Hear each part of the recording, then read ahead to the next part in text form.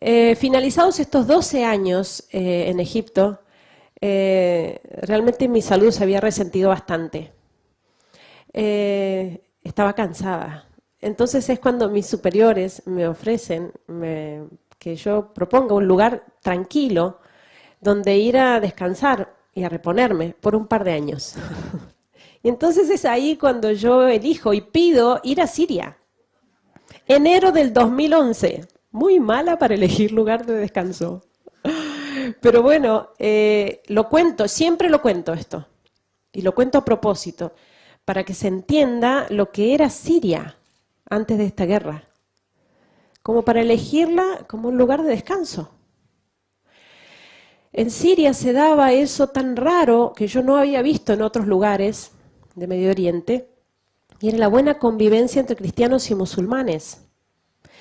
Los cristianos somos minoría en Medio Oriente, aún siendo nuestra tierra, y en general una minoría perseguida y discriminada, más o menos, dependiendo de las circunstancias de cada lugar. Pero en Siria se daba esto de que en un grupo de amigos 2 eran cristianos y 2 musulmanes. Rarísimo. Quizá favorecido por el gobierno laico de Bashar al-Assad. Bashar al-Assad sucede a su padre, Hafez al-Assad, y pertenecen a una dinastía, a una tribu en el Islam, que es una de las más moderadas entre las facciones del Islam, que se llaman los alawitas. Y por eso no impusieron la ley islámica como ley civil. Por eso gobierno laico y cierta libertad religiosa, ciertos derechos para las minorías, aun cuando vivimos bajo la dictadura. Esto daba, por lo tanto, mucha calma social. Además, esto se sumaba a la prosperidad, el bienestar económico de este país, ¿no? Fíjense la ubicación que tiene Siria en el Medio Oriente, ¿no? Ubicación privilegiada. Limitada por Turquía, Irak, Jordania, Israel, Líbano y el mar Mediterráneo, hasta que se construyó el canal de Suez. Era el paso único y obligado para el comercio entre lo que es África, de este lado de Europa y Asia. Un país muy rico en recursos naturales, mucho petróleo. Un país que no sufría de deuda externa, se autoabastecía, no sufría de desocupación ni de inseguridad. Es decir, una sociedad realmente muy calma. Una sociedad en la que uno no podía decir, esto no da para más, ¿no? Uno viviendo allí podría decir, bueno, no, esta gente no puede más, esto va a terminar en una revolución, va a terminar en una guerra civil, por la miseria, por el hambre, por la injusticia. No, era gente que realmente estaba muy bien. Y eso también explica que en realidad esta guerra, ¿no?, que nos ocupa en estos años en Siria, no fue una guerra comenzada en la calle propiamente, en medio del pueblo, sino una guerra programada afuera, sobre un escritorio, planeada con todos los detalles. Comienza la mal llamada primavera árabe, que no tiene nada de primaveral para los árabes.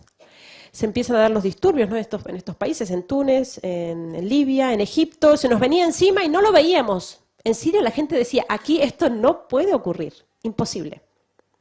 Pero sin embargo comenzaron los disturbios al sur del país, en un pequeño pueblo que se llama Deraa, a ver si lo puedo señalar ahí está Deraa, aquí, Deraa.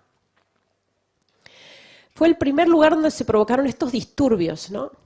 Cuando comienzan estas manifestaciones, la prensa internacional, los medios, lo presentan como que finalmente el pueblo sirio también adhiere a la primavera árabe y sale pacíficamente a las calles para pedir democracia.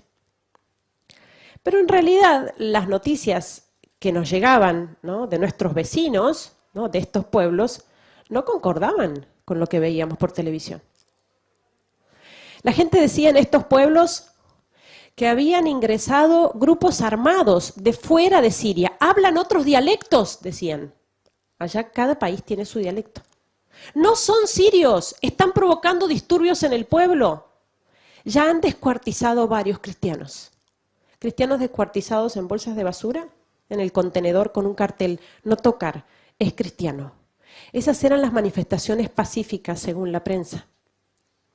Cuando esto comienza a suceder y a multiplicarse en el país y muy rápidamente con estos grupos armados que entran de fuera, la gente sale a la calle ahí sí sale a la calle. En Damasco, en la capital, ahí la ven, Damasco, y en Alepo, la segunda ciudad del país, que es donde nosotros tenemos la misión. La gente salió a la calle, miles de personas, con pancartas, con carteles, banderas, para apoyar a su presidente, para expresar y manifestar su opinión respecto al gobierno que tienen. Y no porque Bashar al-Assad sea, no sé, la mejor forma de gobierno, un santo varón, probablemente no lo sea. Lo que pasa es que ellos preferían seguir como estaban a caer en manos del fundamentalismo islámico, porque el resultado de esta guerra no iba a ser la democracia. Ellos ya lo veían. Esas mismas imágenes que nosotros veíamos, la escena que veíamos por la ventana pasar por el obispado donde estamos, veíamos pasar esta gente por la ventana cantando, esas mismas imágenes eran tomadas por cadenas internacionales muy importantes de información y comentadas de esta manera. Continúan las manifestaciones pacíficas del pueblo sirio que sale a la calle para pedirle a su presidente que se vaya. Era ridículo. Claro, ¿quién entiende árabe para saber que estaban apoyando en realidad a su presidente?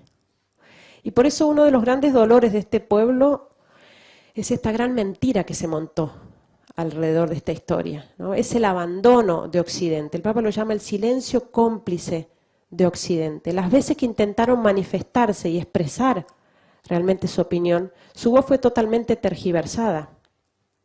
Y fíjense que todo esto que se armó en torno a esta guerra, ¿no?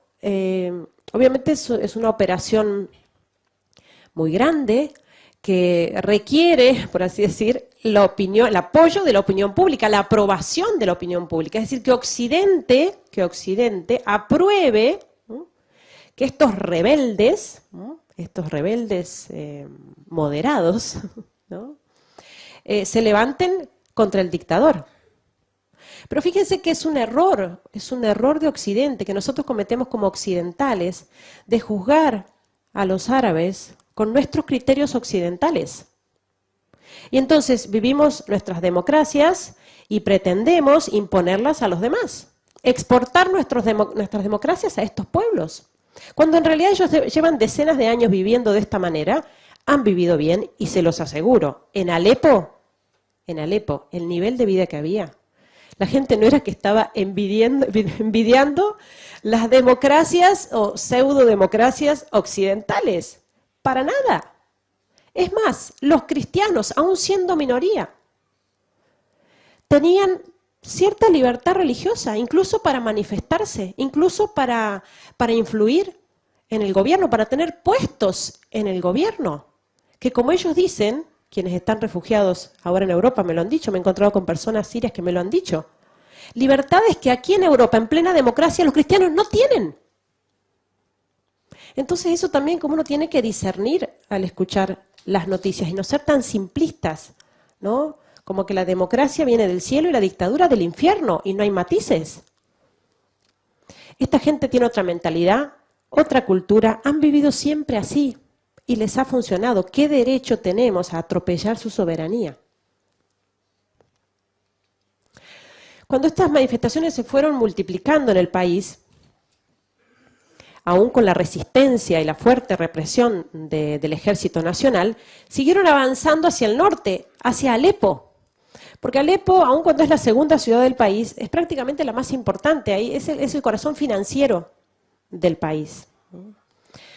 De hecho, Alepo todavía no ha sido tomada por los grupos fundamentalistas. El día que sea tomada, Dios no lo permita, pero el día que sea tomada, definitivamente cae el gobierno y desaparece la presencia cristiana del país porque se impone la ley islámica.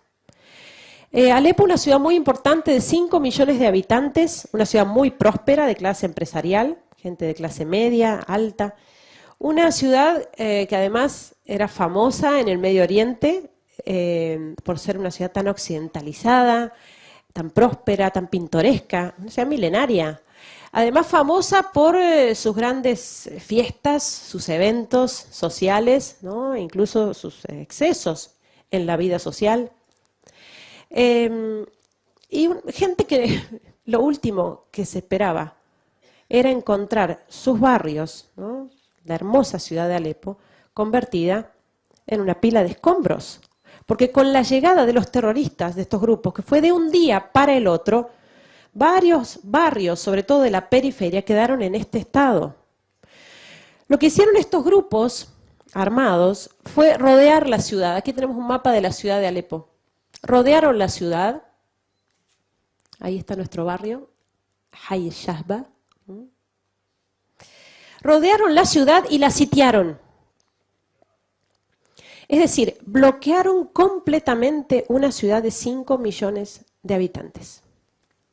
Aun cuando el Ejército Nacional intentó retomar el control de las rutas de acceso, no lo logró hasta pasado un año. De manera que, con rutas cerradas, bloqueo absoluto, nadie entraba y nadie salía de la ciudad, y nada entraba y nada salía. Se acabó el combustible muy rápidamente y ya no veíamos vehículos por la calle. Se acabó el gas. Se acabaron las garrafas de gas. Y esta gente que lo tenía todo, salía a la calle y arrancaba ramas de los árboles para cocinar algo para comer. El tema de la luz, el agua, ¿no? Desde entonces han tomado usinas eléctricas. Tenemos 1 hora o 2 horas de electricidad por día. Cuando tenemos. Ahora, actualmente, la ciudad de Alepo lleva 50 días sin electricidad. El agua llega una vez por semana o cada 10 días, llega por unas horas. Pero en ese tiempo del bloqueo, ese año, fue terrible por el tema de los alimentos. Imagínense, uno no lo piensa mucho, ¿no? Viviendo en una ciudad grande, pero todo lo que es alimentos perecederos, fruta, verdura, carne, todo eso entra del campo. Se acabó rápidamente. Y estuvimos sobreviviendo como pudimos. 5 millones de personas. Arroz, fideos y enlatados. La gente decía, nos están dejando morir de hambre y de sed, mientras el mundo no lo sabe. Porque Alepo nunca fue noticia en ese año y medio. Y estamos en la era de las comunicaciones, ¿eh? Todo se sabe. WhatsApp acá y llega a la China en 2 segundos. ¿Cómo se hace? ¿Cómo se hace para mantener en secreto a todo el resto del mundo de que una ciudad como Alepo, de 5 millones de habitantes, está bloqueada sin insumos durante más de un año? No son cosas casuales, son cosas que se planean. El asedio y el sitio a la ciudad de Alepo, que provocó toda esta carestía, se sumaba al ataque permanente, porque imaginemos que en la periferia, que es donde se dan todos estos enfrentamientos entre los rebeldes, serían los grupos fundamentalistas, y el ejército, se da en la periferia, pero es terrorismo, es guerra sucia. No es la guerra, al menos como yo me la imaginaba, ¿no? A campo abierto, un ejército, el otro luchando entre sí y en el pueblo, en las ciudades, la gente escribiendo cartitas para los soldados, rezando por sus soldados. No, no, no, esto es guerra en plena ciudad. Disparan permanentemente contra los civiles. Azotan y castigan a la ciudad de Alepo desde entonces. No hay un barrio de la ciudad de Alepo que esté libre de esto, que sea seguro, que uno diga, no, aquí no van a disparar, no van a atacar, es imposible que ataquen aquí. Hay un hospital, hay un colegio, hay niños. No, también atacan hospitales. Por supuesto, el primer blanco son los barrios cristianos de la ciudad de Alepo y las iglesias. Pero en general toda la ciudad está siendo golpeada por los terroristas. Siria tiene unos 21 millones de habitantes, ¿no? Más o menos. Y se calculan unos 12 millones de refugiados. Es decir, 12 millones de personas, más de la mitad de la población del país, que tiene su casa en este estado. ¿Cómo se soluciona esto? Abrimos fronteras y recibimos a todos.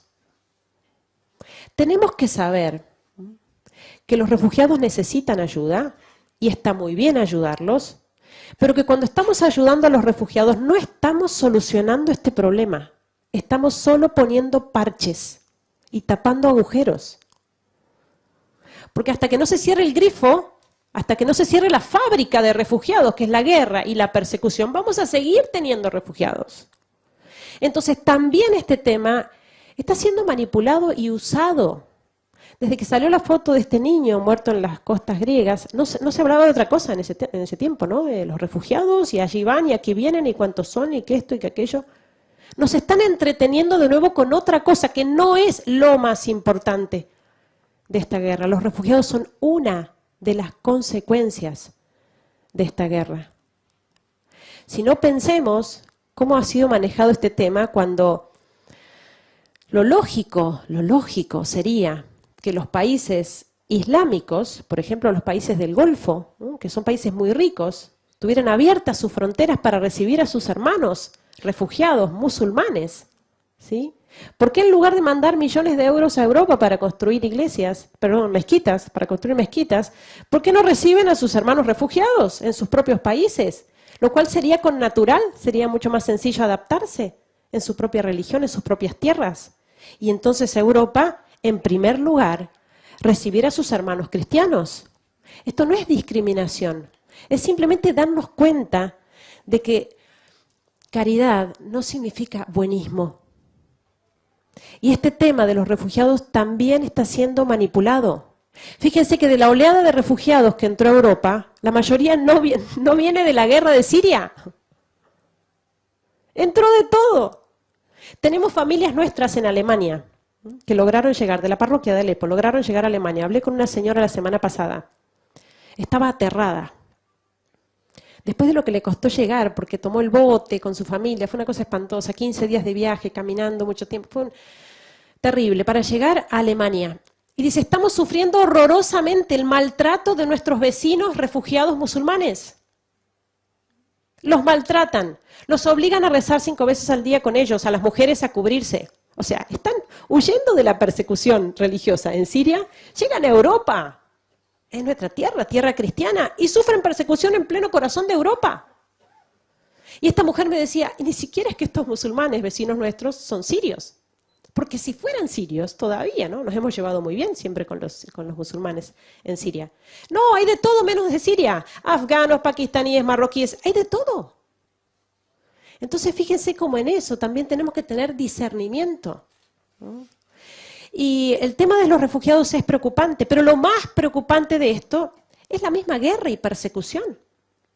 Y por eso la voz de la Iglesia, ¿no? Que lo vemos clarísimo en los obispos de Siria, de Irak, ¿no? Del Líbano, ¿no? El mismo Papa Francisco, están hablando muy fuertemente, y esto desde hace años, no de ahora, ¿no?, de detener esta guerra, de poner los medios eficaces para detener esta guerra y esta persecución, ¿no? Y por eso hablan, basta de abastecer a los grupos rebeldes con armamento.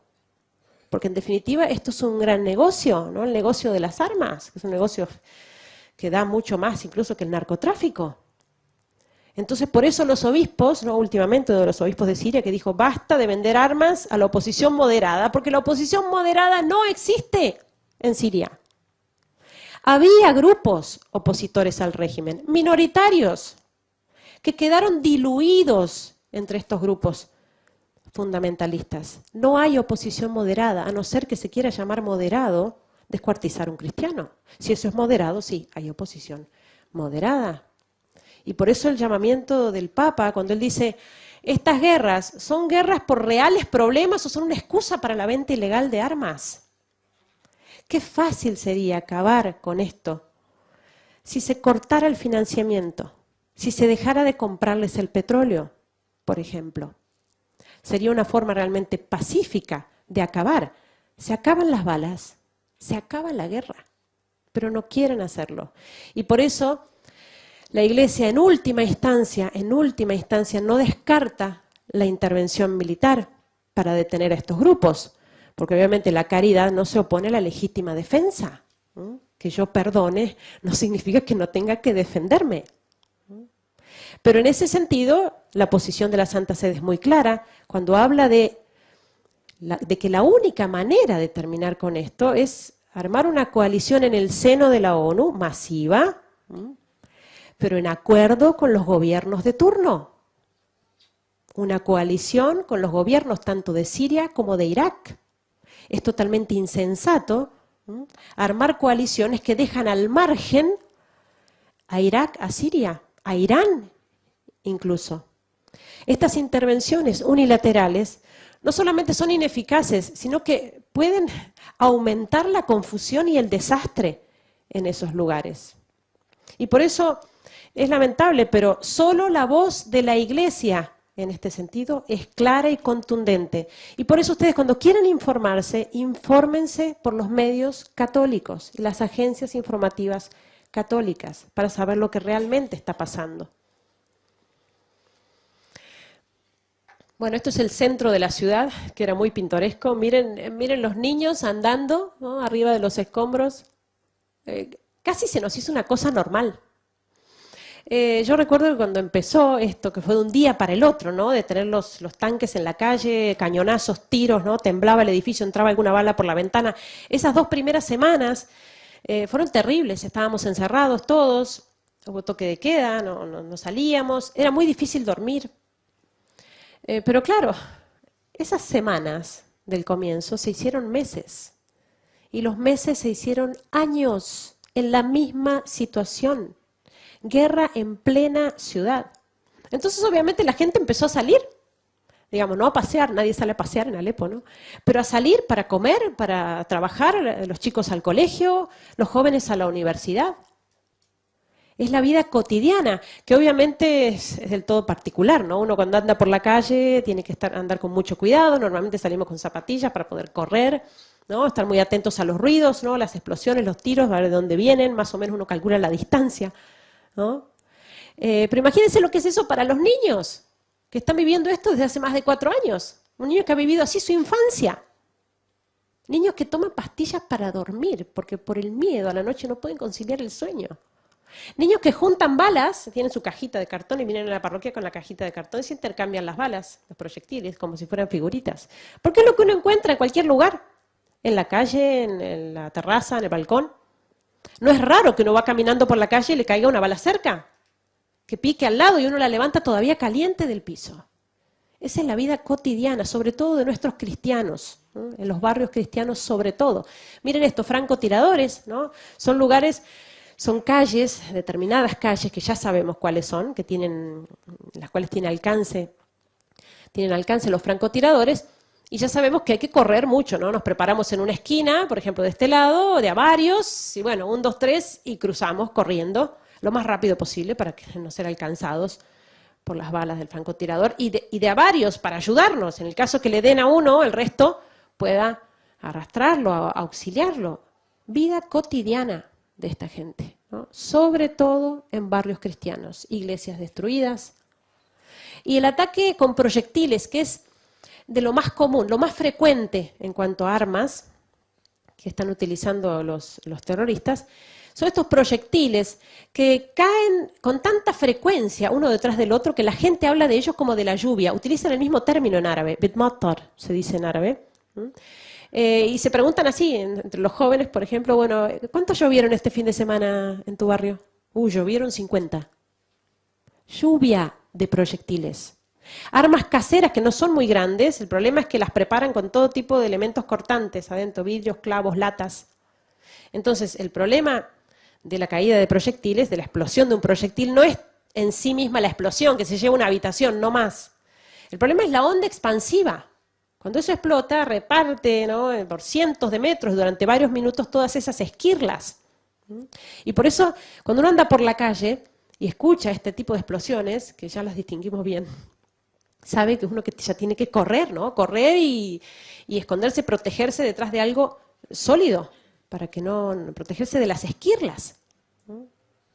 Esto es tan frecuente que la asistencia sanitaria se ha hecho totalmente ineficaz, está colapsada. Esto no es una película, ¿no? Uno lo ve en las películas, una explosión, o se detiene todo el tráfico, llega la policía, las ambulancias, los periodistas, todo. No. Esto sucede, estas explosiones, cada 15 minutos, cada media hora, cada 40 minutos y a veces en el mismo barrio. Hace tiempo ya que no vemos ambulancias. Cuando se produce una explosión de estas, vienen los camiones, como los que ven aquí, que recogen restos, los restos humanos, ¿no?, rápidamente con esas bolsas de basura grandes, esas negras, y van recogiendo todo lo que queda desparramado, una cabeza, un brazo, una pierna, eso se hace un nudo al camión y rápidamente eso va a la morgue, a los hospitales. Se alisa la calle, los escombros y a la media hora, a la hora, la vida continúa. Y si alguien quiere buscar a algún familiar, reconocer a alguna víctima, tiene que ir a la morgue y abrir bolsa por bolsa para buscar algo de esta persona que busca. Como lo hemos tenido que hacer muchas veces, nuestros sacerdotes lo han hecho muchas veces. A nosotros nos pasó, bueno, obviamente viviendo en esta situación de riesgo permanente, hemos visto pasar la muerte muy de cerquita, ¿no? Muchas veces, ¿no? Por diferencia de minutos o de metros, ¿no?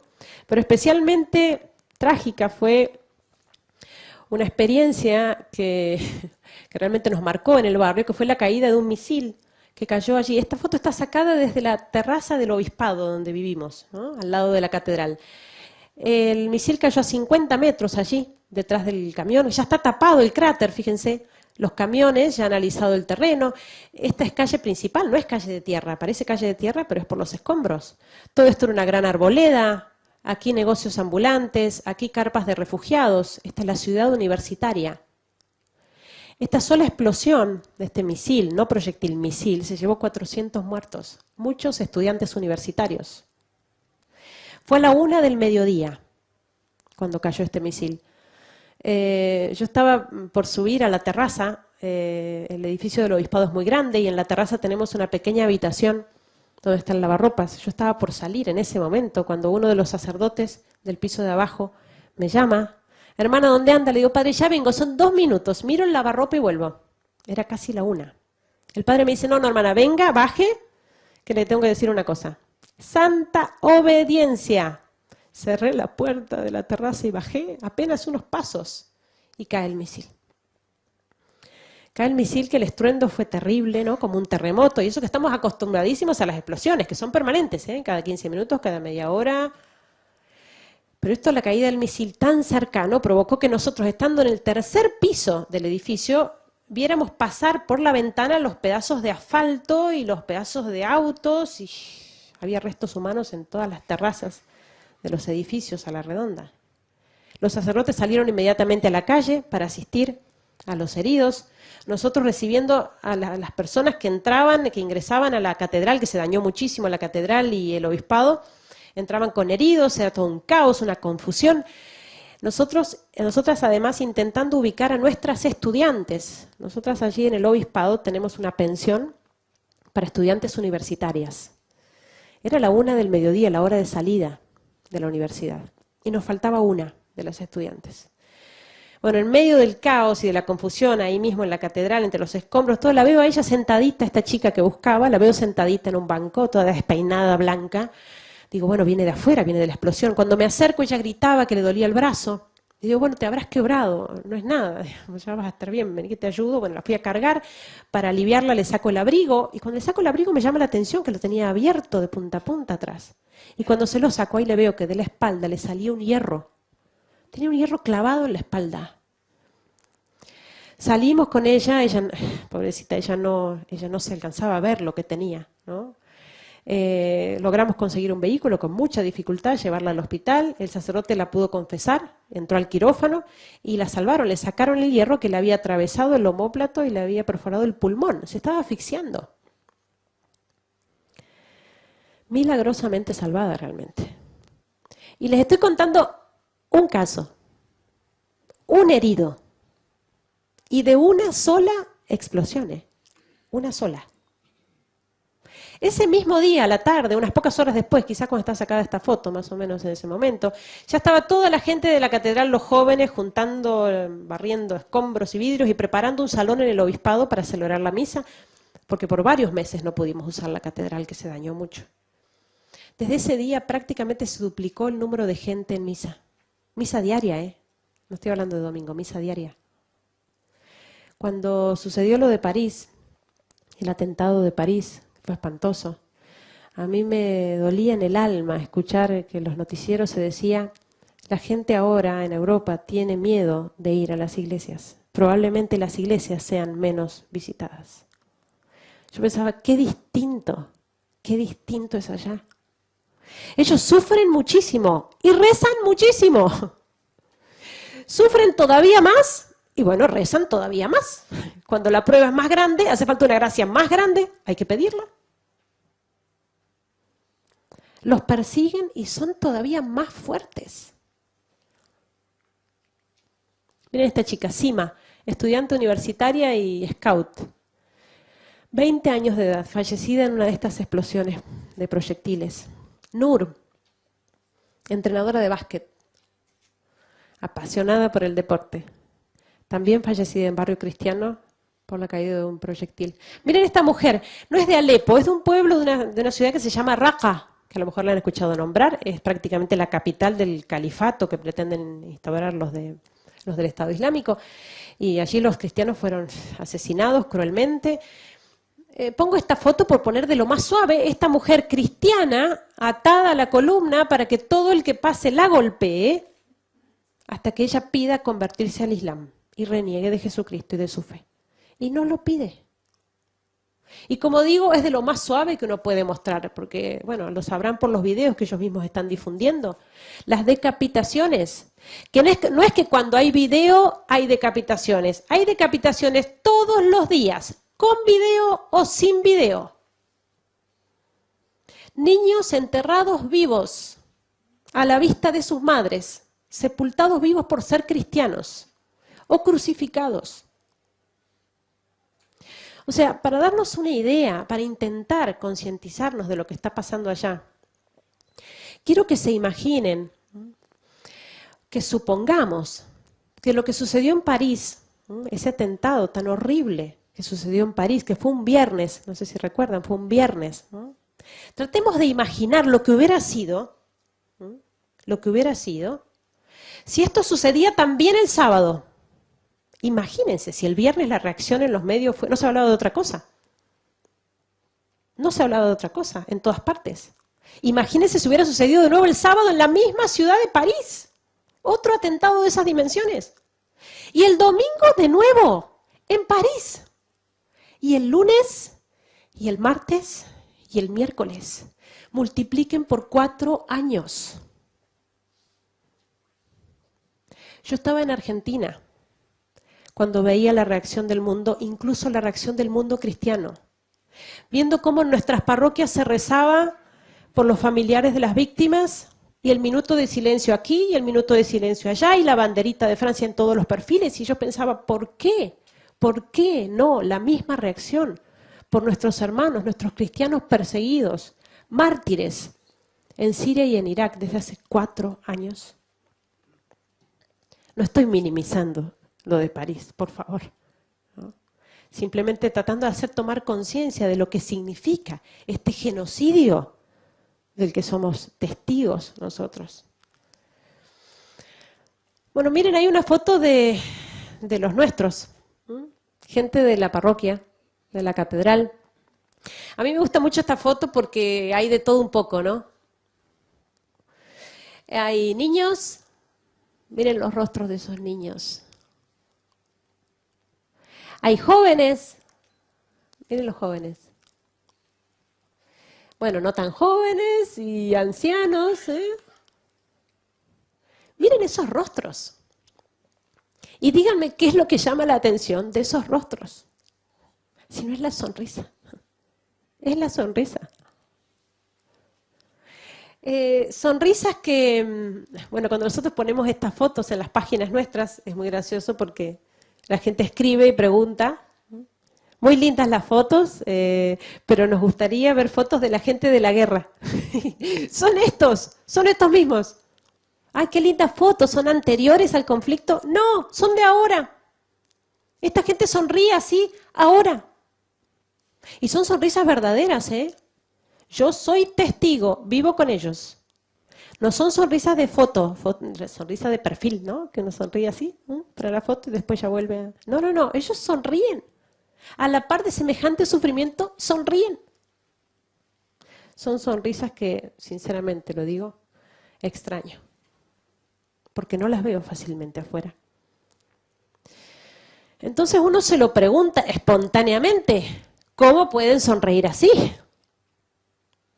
O sea, llevo contándoles, no sé, llevo media hora o más de media hora, contándoles lo que está pasando allá, resumiéndoles en media hora lo que está pasando allá, y les veo los rostros de sufrimiento, lo están sufriendo con ellos.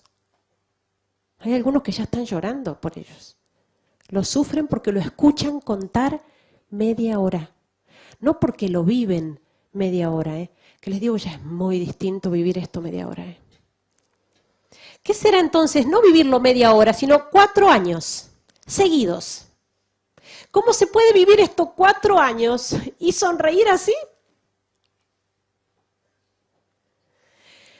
La única respuesta es la fe. Es la fe que los anima. Es la fe que los hace fuertes. Es esa fe que los hace continuar su vida cotidiana realmente con alegría. Y más alegría que antes. En ese sentido, por ejemplo, miren los jóvenes, ¿no? Nosotros se los preguntamos, sobre todo a los jóvenes, ¿cómo puede ser que ahora sonrían más que antes? Estos chicos, la mitad de estos chicos eran empresarios y millonarios, y lo tenían todo. Y ahora que lo han perdido todo, ¿sonríen más? ¿Ellos qué dicen? Lo que pasa es que antes estábamos tan entretenidos con las cosas del mundo que nos olvidábamos de las cosas importantes. Y ahora la guerra y la persecución nos vino a dar un sacudón y a poner cada cosa en su lugar.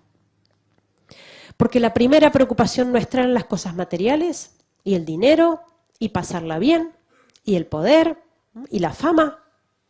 Y nuestra alma, en definitiva, en último lugar. Porque, ojo, cristianos, estamos hablando de cristianos que iban a misa el domingo, pero una patita en la iglesia y la otra patita bien enterradita en el mundo. Llevando la par vida de pecado, de vicio, todo. Entonces, claro, este sacudón que provoca la persecución y la muerte, ese contacto permanente que tenemos con la muerte. Nosotros allá convivimos con la muerte, lo cual significa que estamos en un grupo, las personas que nos vemos hoy y mañana ella no está, y al otro día él, y al otro día ella, y uno se lo ve venir, y uno lo piensa, ¿no? Uno se va a dormir a la noche, ¿no? Sobre todo a la noche es muy intenso el bombardeo, y además uno no está entretenido haciendo cosas, como en el día, y uno lo piensa, a lo mejor mañana no me levanto, a lo mejor no me levanto, a lo mejor este es mi último día. Entonces allá uno piensa en la muerte, no les digo todos los días, les digo varias veces al día. Y entonces este contacto con la muerte le da sentido a la vida. Entonces allá ellos dicen, la vida es corta. Es cierto que la vida es corta, no era un chiste. La vida es corta y con la muerte esto recién empieza. Y lo que estoy diciendo no es una novedad, ¿no? La gente allá en Siria, la gente se muere. Qué cosa tan extraña, la gente se muere en Siria. Pero todos nos morimos, hermana, todos nos morimos. Sí, pero ¿cuánto pensamos en la muerte? ¿Cuántas veces? Y somos cristianos, oímos hablar de esto en los sermones, en la misa, lo meditamos, lo leemos. Pero cada uno, si pensara, a ver, ¿cuántas veces en mis 30 años, en mis 50, en mis 80 años, cuántas veces he pensado seriamente en que me voy a morir y que me puedo morir hoy? Eso cambia la vida. Imagínense que allá, ellos lo dicen, hay que vivir cada día como si fuera el último, porque realmente puede ser el último. Realmente este puede ser el último día para alguno de nosotros aquí, ¿por qué no? No hay bombardeo, pero alguno se puede infartar, al otro pisa un coche y al otro... ¿Alguno podría morir esta noche? No sabemos cuándo. Pero viviendo con esa conciencia allá, imagínense, ¿no? Imagínense. Este puede ser mi último día, ¿no? Hagamos el ejercicio de pensarlo práctico. Si yo supiera, acá Monseñor nos ha dicho que tuvo una revelación y que esta noche se nos termina. Esta noche. Cada uno se pondría a pensar, si se termina esta noche. A ver, bueno, tengo que confesarme, porque vengo estirando, tengo que confesarme. Tendría que pedir perdón, ¿sí? Tengo que pedir perdón, porque tendría que perdonar, esa persona que me está pidiendo perdón y no la quiero perdonar. ¿Cuántas cosas? Imagínense cómo cambia la vida familiar. Es mi último día, ¿me voy a pelear en mi último día? Entonces, ¿por qué nos peleamos? Si puede ser mi último día. Por eso les cambió la vida a ellos. Cuando mi madre me llama, cuando yo estoy allá, mi madre me llama por internet, yo disfruto esa conversación, no se lo digo para no angustiarla más, pero la disfruto porque digo, a lo mejor es la última vez que hablo con ella, entonces, ¿qué le quiero decir? No, todo lo que quiero decirle, que quiero que le quede a ella. Bueno, así tendrían que ser todos nuestros actos durante el día, porque puede ser nuestro último día. Y por eso ahora la primera preocupación para ellos, la primera y la única, es tener bien preparada el alma. Si me muero hoy, ya sé dónde quiero ir. Entonces, por eso la frecuencia en los sacramentos. Asisten a misa, incluso misa diaria, cuando pueden. Ejercicios espirituales, las tandas que tenemos de ejercicios espirituales ignacianos, bajo pleno bombardeo, preparándose para una buena muerte. Miren ahí algunas de las universitarias, miren esos rostros. Miren esta mujer, Amal se llama. Esta mujer tenía 4 hijos, acá vemos a uno de sus hijos. Tenía 4, perdió uno de sus hijos trágicamente, porque el muchacho había hecho una operación muy sencilla en el hospital, estaba esperando junto con su madre, con ella, esperaba que el doctor llegara para que le diera el alta, y cae un proyectil cerca del edificio, se tiembla el hospital, entonces él le dice a su madre, anda a pedirle que nos cambien de habitación, mamá, porque estamos muy cerca de la calle, es peligroso. Sale la mujer, en eso cae un segundo proyectil ya delante de la ventana. La mujer, cuando siente el estruendo, se vuelve sobre sus pasos y se encuentra con su hijo despedazado en la explosión. Este muchacho se llamaba Nahum. Ella lo llora muchísimo a su hijo Nahum, pero ella dice, mi hijo ya estaba preparado para el cielo, y yo lo veía preparado para el cielo. Ella cuenta que siempre cuando estaba con miedo de que le cayera un proyectil en su casa, ¿no?, en barrio cristiano, este muchacho, le decía, citando el Evangelio, mamá, no tengas miedo de los que pueden matar el cuerpo, pero no pueden matar el alma. Dice esta mujer, yo me tranquilizaba con estas palabras y ahora mucho más. Él ha muerto en la guerra, pero vive en el cielo. Cuando ella me contó esto, yo me acordé de mi mamá. Mi mamá, conversando con unas amigas, las señoras le decían, ¿pero no has visto las noticias? ¿No te preocupa que tu hija se muera en la guerra? ¿Cómo no te la traes? ¿No te preocupa que se muera? Mi mamá les dijo, ¿ustedes me lo dicen a mí? ¿A ustedes no les preocupa que sus hijos y sus hijas salen los fines de semana y llegan a la mañana borrachos, drogados? Vaya a saber haciendo qué, con quién, muertos en el alma. ¿No es eso más preocupante? Y es que ese es el punto. ¿Y cuántas veces uno ve a las madres preocupadísimas, con unos desvelos de días que no puedo dormir porque no puedo, mi hijo, tiene una gripe, se ha agarrado un resfriado y está con fiebre, no lo puedo ver sufrir así, ya son días que está con esta gripe. Pero hay que enseñarle a sufrir y ofrecerle enfermedad. ¿No vemos los mismos desvelos, la misma angustia, la misma preocupación en esas madres cuando tienen un hijo viviendo en el pecado? Eso no tiene vuelta. Con la muerte no tiene vuelta atrás. Esa tiene que ser nuestra preocupación. Cuando pensamos en nuestros hijos y queremos darles lo mejor que podemos darles es el cielo. Tenemos que garantizarles el cielo a nuestros hijos. La vida eterna, que es más que la salud física que uno tanto cuida. Entonces, ¿cuánto nos enseñan realmente ellos? Porque yo les digo una cosa, ¿no? Ni siquiera es que le tienen miedo ya a los terroristas, ¿eh? No les tienen miedo. Ellos dicen que me maten, los jóvenes de la parroquia decían la otra vez, que entren, que tomen la ciudad y que me corten la cabeza, ¿eh? Yo soy cristiano, no voy a dejar de serlo. Además me hacen un favor, me mandan al cielo. Es la única preocupación, la muerte del alma. Y esta gente que obviamente vive de la fe, no hay que entender que viven, ¿no?, de una manera así medio rara, ¿no?, extravagante. Entonces, como viven esta situación de martirio, están encerrados en las iglesias rezando y esperando que los maten. No. Esta gente sigue adelante con su vida cotidiana, porque vive de la fe. Y la fe nos inunda la vida.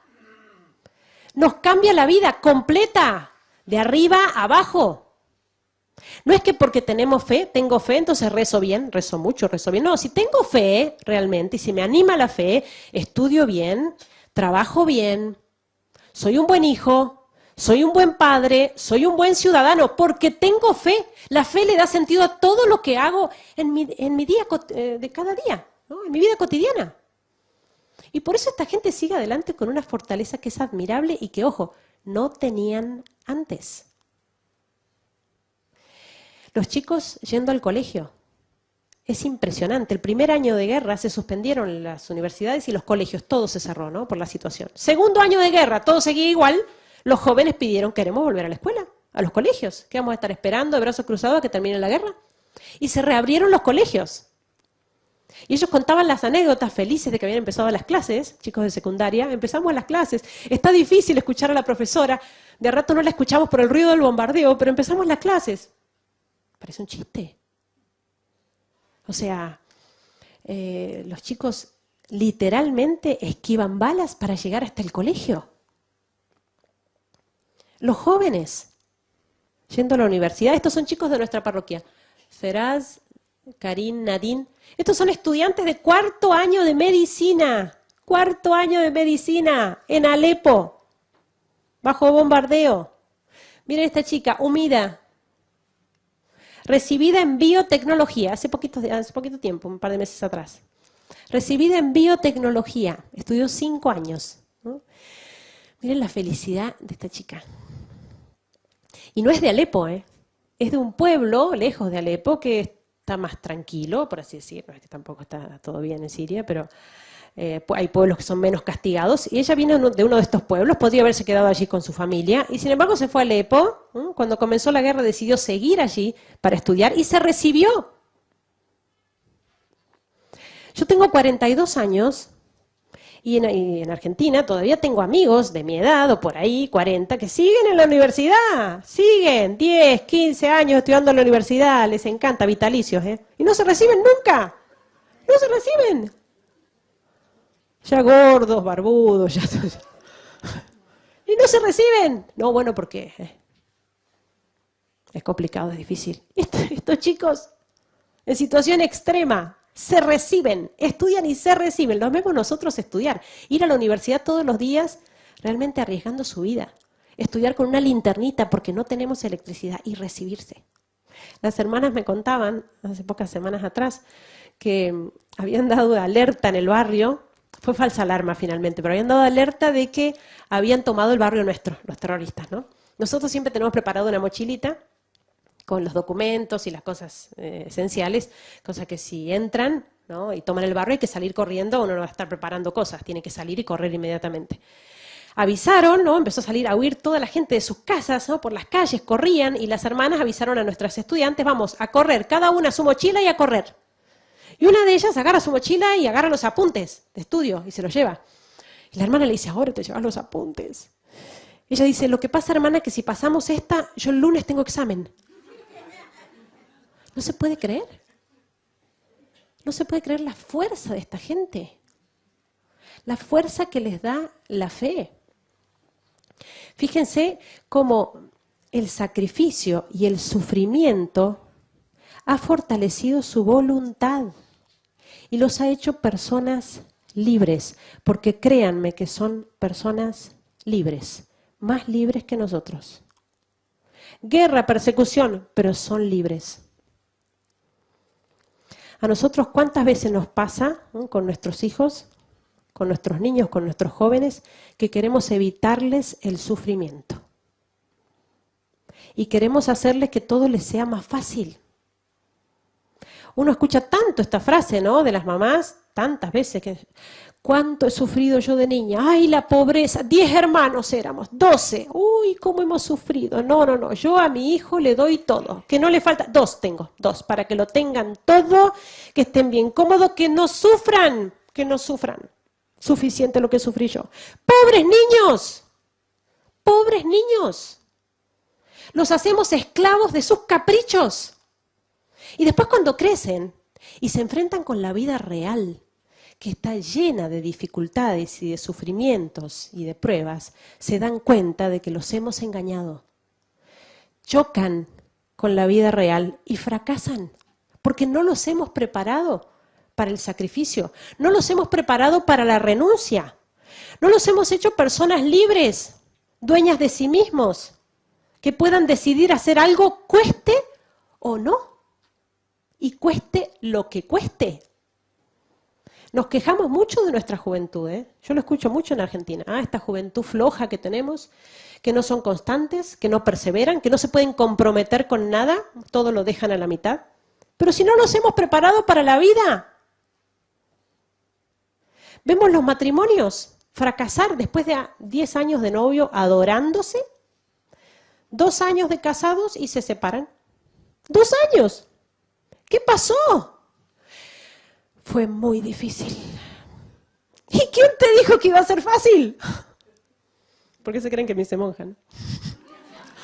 Pero claro, ¿quién te hizo creer que iba a ser una cosa fácil el matrimonio? ¿Dónde está escrito? A ver.